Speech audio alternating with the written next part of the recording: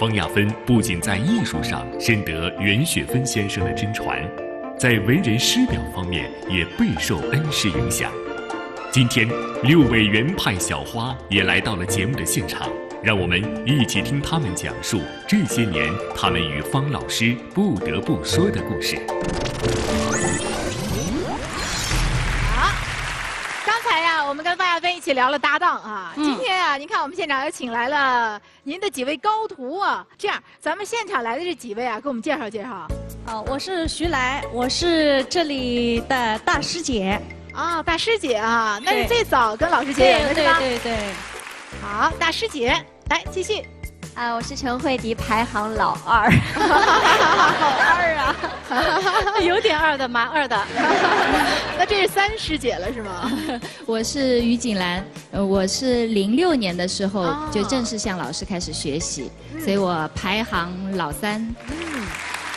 像老四他没来，他难过死了。他说你们都到了，就少我一个。那刚刚我们在说，我们今天那么开心，把照片发给他，让他更难过。但实际上呢，确实他心里面是很想来。好，那老五介绍一下吧。我是来自杭州越剧院的张露萍，我跟老师结缘也是06年，那个时候第一次见到老师。学的第一个早春2月的一个小戏。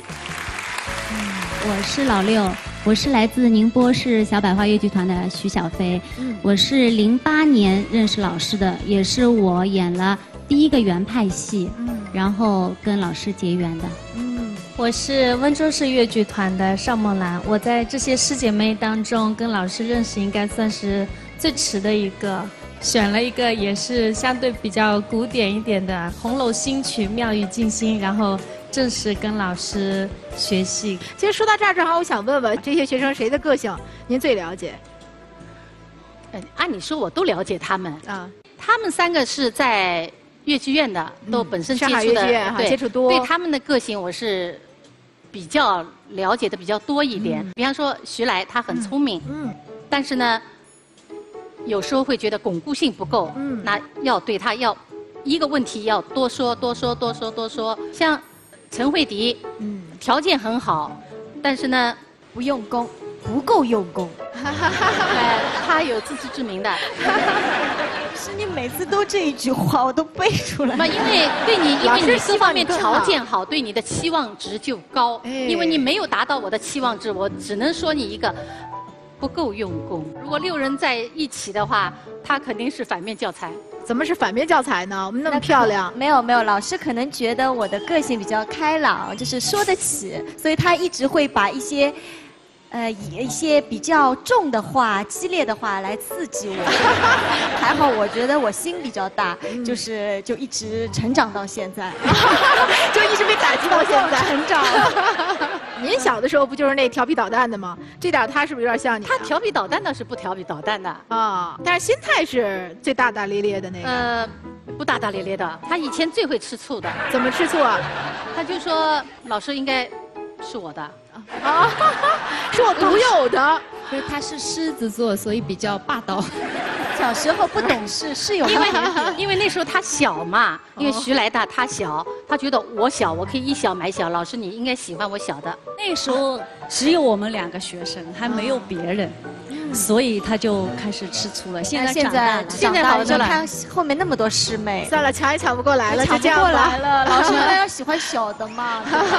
我们这些孩子们，有一个共同的特点，他们都非常的好学，他们的人品都非常好，而且呢，在院团当中呢，口碑都不错，都已经演了主演。现在他已经评上1级，今年是1级。对，老6是吗？对，他是出了名的老鼠，爱吃零食，很会吃的，而且吃的任何你觉得不好吃的东西，他就觉得津津有味。他要是觉得这个东西不好吃，那这个东西肯定是真的很难吃了。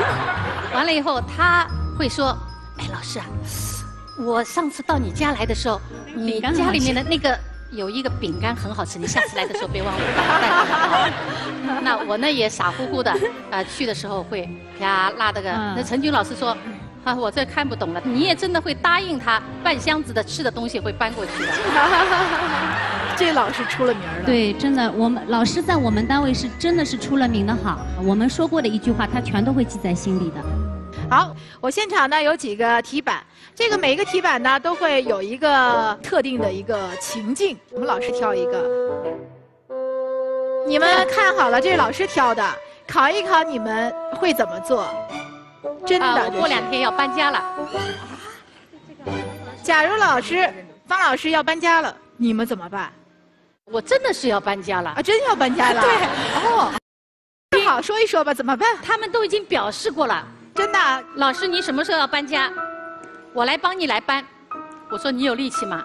那我没有力气，我可以帮你理东西。我说那理东西呢，你也就算了，什么时候来帮我擦屋子就可以了。老师，只要你一声召唤，我马上就来。不过有人是这么说的，老师你什么时候搬家？什么东西我可以来拿了？是吗？来吧，从谁开始？其实我还是比较含蓄的，真的，我不会说就是老师什么时候我可以来拿东西，我肯定说老师你什么时候搬家，我可以帮你来理东西，理出来以后怎么。这是另外一回事。后面就是后续先理了，先知道老师有什么。来继续。我是属于那种比较简单明了直接型的，就是我以前也跟老师说过，我说你要搬家什么，我拖个箱子来，我就拖点衣服回去。他今天跟我说什么？哎，老师，今天你这件衣服穿得很好看，我蛮喜欢的。不过我没有别的意思啊。很聪明。啊，继续。我可能不太好意思调皮的那种，就是会老师你什么时候搬家？就像前面老师说的，需要擦或者整理的，我说我随时一声召唤就马上就过来。你看这实打实的是干活的。我们再看看这边3位，老师搬家怎么办？那么远。我可能不会像慧迪这样的简单明了啊，但是我心里也是这么想的，老师这点家当，看来你们都惦记着呢。那其实呢，就是我也想从老师那边，如果老师有那种好的忘记了的东西啊，因为老师平时老师有多大岁数啊？没有，因为老师性格比较大大咧咧的，他有时候自己的东西可能也会忘记的，你知道吗？所以有些新衣服什么，可能吊牌都还挂着，他也忘记会穿的那种。对对对。所以说我估计下次来了的话，这个收获应该还是蛮多的。他会很直接的，哎，老师，我上次看到你这个衣服，你穿的好像不大合适，我倒蛮合适。我觉得我是不是太老实一点了？有点吃亏了，对吧？对，我吃亏了。我觉得张路平比较有手段，他比如说到老师家去，他脱个鞋，那袜子是有个洞的，那是不是老师要拿上袜子给他穿，然后他不就穿回去了吗？直接。我那天可能不知道怎么回事，本来穿的是新袜子，就突然到老师家里那个袜子就破了个洞，然后说你的袜子破了个洞呢，来，我这边有那个新的袜子，你先穿一双去吧，然后我就直接穿上脚我就走了。平时我没有主动说要什么什么，但是心里面有时候也会，哎，老师这个东西能给我一个好嘞，因为师姐妹都有啊这样子。那但是呢，我从来都不会说，但老师都是主动会给我的。有时候去老师家里，他会整好一袋东西，他说，哎，陆平啊，这里有一袋东西挺适合你穿的，或者，然后他就给我拿回去。但是我每次都是到上海以后都是大包小包的拎回杭州去的，要不就是一大包吃的，要不就是一大包衣服。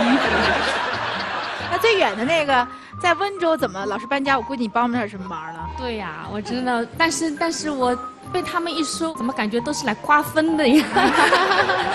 老师很喜欢收集茶杯的，我在想，我去搬家之前，我会先欣赏一下茶杯。咨询一下，看来是早就已经看好了的。看一下老师的衣柜，欣赏一下啊。不用翻一下，老师你不用翻了，全都被我们翻过了。好在他在温州了。老师，下次我搬家不让你们知道了。我经常会跟他们开玩笑，我没办法，我欠你们的。人与人之间是互相的。说实话，我的几个学生，他们真的是蛮乖的。也经常会想到我。比方说到浙江演出，他们只要有没有出门演出，他们第一时间就会来，会拿很多的水果啊，拿很多吃的啊，拿什么的都来。他知道我会分给大家吃，他们也是这么乖的。真的。老师一不留神又间接的表扬了一下你们。那说了这么多了，是不是请咱们现场的6位弟子一起同台给老师送上一个节目啊？也让我们的观众朋友们看一下你们的学习成果，好不好？那我们浙江和上海的一起，然后我们可以联合一下，考核一下吧。我们好的，我们自我考核。好的，掌声欢迎，有请。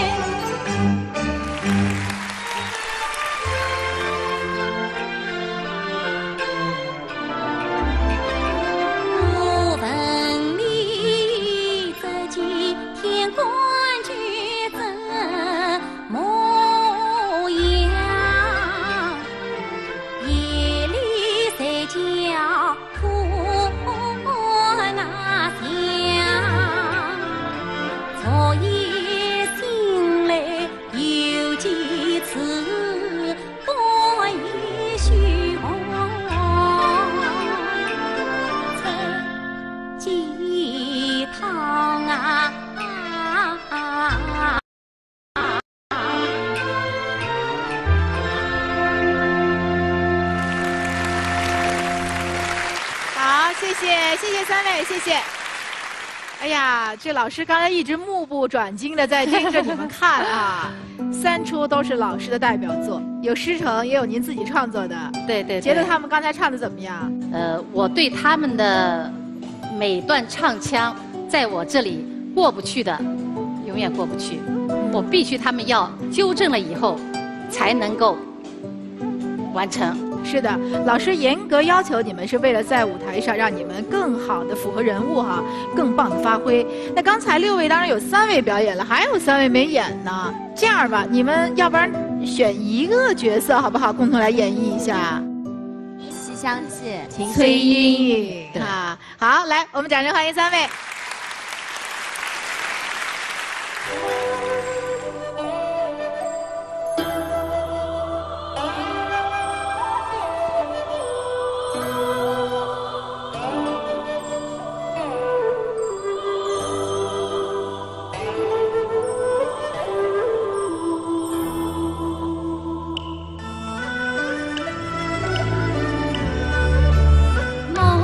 莫是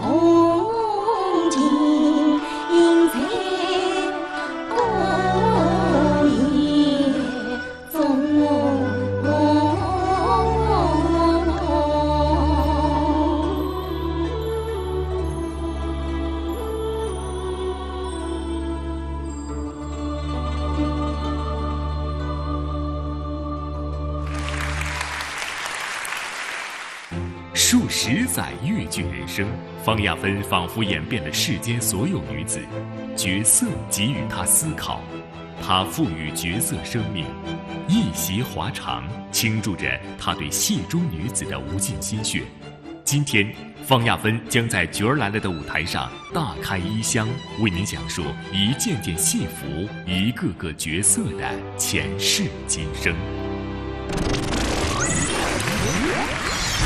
因为我们在下面私下呢看您今天穿的是旗袍，但是在舞台上要演戏的话，那可能就要职工直令的扮上哈，扮成戏装了。所以演员这个行头太重要了。有很多特别有名的演员，或者是特别注重自己仪表的演员，可能自己还会去买一些匹配一些。以前我们老艺术家们，他们都有自己的私家行头。哦。现在因为我们都已经是国家剧团了，都是由单位里面来为我们度身定做的。今天呀，我们方亚芬老师啊，也把自己的行头也带到我们的舞台上了，通过一种特殊的形式来给大家讲解这些服饰的渊源和故事。好的，来，我们一起看一下。好，我们现在看到舞台上有4扇门，那4扇门后面呢有4位青年演员，穿着的都是方亚芬老师在不同剧目当中不同人物造型的服饰啊。我们先请每一扇门后面的年轻演员呢，用自己的方式来跟大家打个招呼，也让我们知道他们带来的是哪些形象。来，有请。我在这世上过了多少年啊？长啊！好沧桑啊！祥林嫂的服装，这祥林嫂的服装是最老的吧？应该，这个服装真的是我对非常非常有感情。这套服装是我老师以前演出祥林嫂的时候，袁雪芬先生当年的服装。对。那一会儿咱们再详细聊哈。来，有请第2扇门后面的演员。红娘开了酒门。是小姐，莺莺小姐啊，是香姐当中崔莺莺的，哎呀，漂亮，尿尿婷婷的莺莺小姐，窈窕淑女啊，君子好逑。来看一下第3扇门后面，请打个招呼。青色，这谁是我的青色啊？我的玉清嫂。哦，玉清嫂。对。哦，你看，这是应该是现代的装扮了。这是一个玉清嫂，标准的，它有特点的一个动作。好，来最后1扇门。小弟姓周，名应台，常与作家陈仁时。啊，年方儿16岁，祝英台。祝英台啊，对，小生服装的扮相。那个杭城读书的女扮男装的形象。好，我们来有请第1扇门后面。祥林嫂，公主缠绵的祥林嫂。好，有请第2位。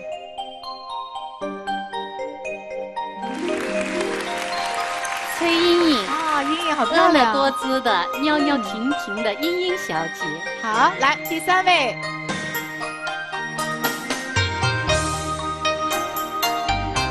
玉清嫂。哦，您的代表作了哈，我的亲姐。好，第4位。英台，我的英台妹妹。啊，这4个经典的形象。现在我们越剧院的4大经典，除了玉清嫂是我的代表作，这3个角色，袁老师传承给了我。现在我已经传承给了他们。就这几个学生哈，现在传承给他们了。他现在能够全本演绎了祥林嫂。哦。那个陈慧迪已经全本演绎了《西厢记》。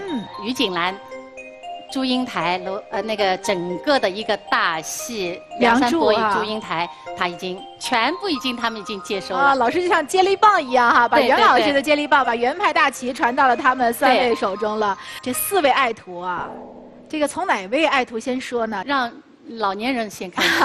不是，你说说这老年人多大岁数了？徐来。其实他年龄真不大，就是受尽了沧桑，内心比较沉重，变成这样。是的，实际上祥林嫂她的人物是非常悲惨的，她现在的这个形象，并不是说她真的是已经到了风烛残年，她是受尽了社会的磨难，人间的沧桑，才会变得这样。悲剧人物哈。她身上的这套服装是袁老师当年演祥林嫂的时候穿过的，也是我第一次演祥林嫂天问的时候，也是穿的这个服装。尽管它很破，但是我确实是非常有感情的。说着说着，眼泪都快下来了。确实，我这次特意带过来的。那徐来说说你穿到这身袁雪芬老师当年的服装什么感受啊？也是第一次穿吗？对，第一次穿，太感动了。因为平时穿的都是我们新做的，这次是特意为了这档节目，把袁老师那个原版的衣服带过来。平常这个衣服都保存着，从来都不舍得穿的。对对对，基本上已经是不穿了。好，我们说说这个美丽的阴影吧。西厢记这套是秦星的服装，是我们有一次去新加坡演出的时候度身定做的。西厢记这个人物也是我那么多年艺术经历过来最喜欢的一个人物。我非常有感情的，因为西厢记不仅仅是袁老师的代表作，我传承了，我也传承给了他们。还有一点就是说，西厢记它让我第一次获得了白玉兰主角奖。这是一个幸运的剧目哈，幸运的人物。那这身服装也是因为您当年去演出，为您量身定做的是吗？对对。而且现在那个陈慧迪身上挂的那块玉佩，是我袁老师他给我的。是袁老师留给您的。对对对，戴上这块玉佩以后，我觉得这个人物他的分量会一下子会重起来。我们也转一下看一看这个服装好不好？一般这个玉佩啊，我在演出的时候，我们的服装老师他会特别的注意，因为生怕弄坏了。因为坏了以后就再也没有了。那这身衣服现在您要是演秦心的话，或者西厢记当中的莺莺这个角色会穿吗？只有我演的时候，这个玉佩才会拿出来戴上。我们的服装老师非常非常小心。因为这次做节目，我是问他借来的，借过来的。所以说，那个我们陈慧迪也是第一次用上。对，非常幸运。要特别感谢方亚芬老师对我们节目的支持哈，让我们看了这么多服装幕后的一些小故事啊。好，我们再来说说玉清嫂吧。说到这个人物，应该说对我也是感触非常非常的深。他不仅是我用的时间最短、排的最苦，但也是我获得荣誉最多的。原来这个角色不是我演的，特殊的原因，有其他一个演员可能身体的情况怎么样，我是临危受命，救上去的。用了10几天的时间就搬上舞台了。对。然后呢？然后我第2次获得了白玉兰主角奖，也获得了第23届梅花奖。拿梅花奖的剧目哈。对对对，而且呢，这出戏我的学生们他们都已经作为一种经典的剧目，经常在传承了以后，经常在演了。好，来，那要说到最后一位了，祝英台了。这个戏呢，实际上大家都很熟悉，是老师第1部的彩色戏曲电影。那么多年，我作为一个原派花旦，我是一直想要把这个人物搬上舞台，但是那么多年来，一直老师回避这个问题，因为前有傅老师在演出，他就觉得傅老师已经把这个《梁祝》成为一种经典了，我们院团的演员不要互相去争、去抢。对，老师一直是非常大度。但是从我作为一个学生来说，我是一直想要演这个角色。后来也是老师过世以后，为了纪念袁老师，我把这个戏搬上了舞台，就是跟阿花演的那个原范版，可以说也是有特殊的意义。现在呢，这个戏不仅我演了，学生们现在也传承下去了。啊，原派和范派的合作的经典剧目啊，以电影为蓝本，基本上的服装的形式跟盔帽也是从电影里面剥下来的款式，还原电影当中的造型，还原只能说。好，那我们这2位年轻演员也转一下，我们也看一下整体的这个服装，好不好？特别帅，特别漂亮。好，那今天4位演员来到我们舞台上哈，其实呢，每一个人都带来了对原派艺术的祝福，也可以说是我们心中的誓言啊。好，请开始。我叫徐来，我是这一代人里面的大姐，很感恩能够与原派结缘。祥林嫂这个角色已经传承给我，我还会把它传承到下一代。好，谢谢徐来。陈慧迪，我是那个来自上海越剧院的青年演员陈慧迪，我很荣幸能够与方老师结缘，也更加荣幸能够得到老师对《西厢记》的这个亲授，然后我会把《西厢记》中崔胤的这个人物牢牢的、好好的、用心的传承下去，并且发扬光大。好，继续。大家好，我是温州市越剧团的演员邵梦兰。感恩与老师认识，虽然路途有点远，但是我还是会找各种机会向老师请教，在我自己那一方的舞台上面，守护好原派，发展好原派，传承好原派。大家好，我是上海越剧院的于锦兰。我觉得非常的荣幸，方老师能把整本的原范版的《梁祝》和影原版的《红楼梦》全本传承给我。我想，守护好这几个经典的角色，把艺术原派艺术传承下去，也把老师这样一份真情传递下去。说得好，4位青年演员都说出了心中对原派的誓言了。我看到方亚芬这会儿特别的激动，也说说你心中的誓言好不好？来，我们有请。谢谢你们，有你们真好。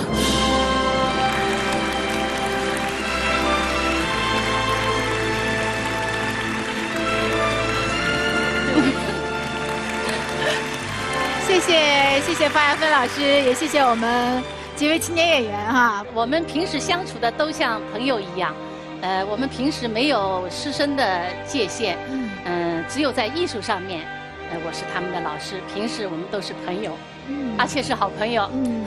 谢谢方亚芬老师啊，在方亚芬的带领下啊，原派艺术我们看到了代代传承。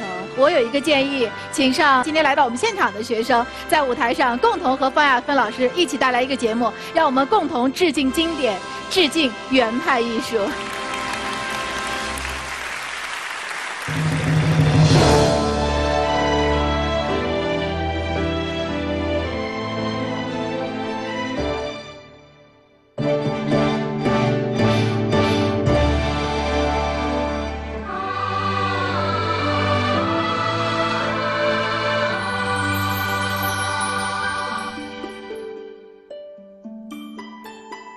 细眉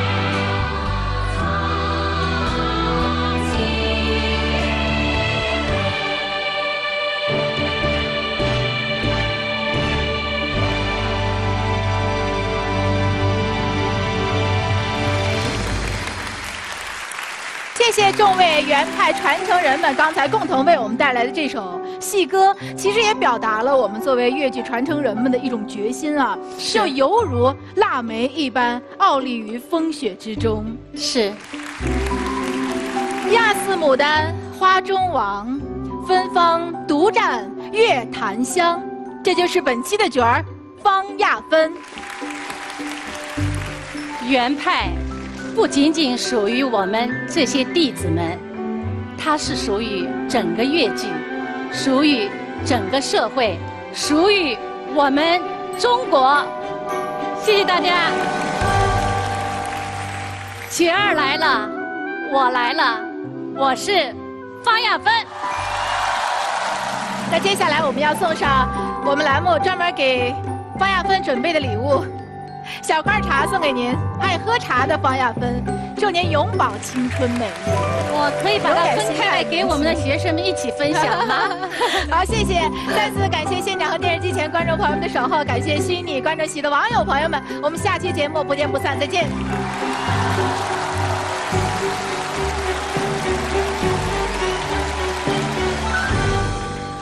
他是人戏合一的老生名家，他是传统京剧的时尚偶像，他就是王佩瑜。他总是那样的倜傥潇洒、从容大气，是怎么样的过往将他雕琢的这般光彩熠熠？下期节目，我们将带您走进于老板独创的京剧轻音会，一起感受国粹散发的时尚魅力，敬请期待。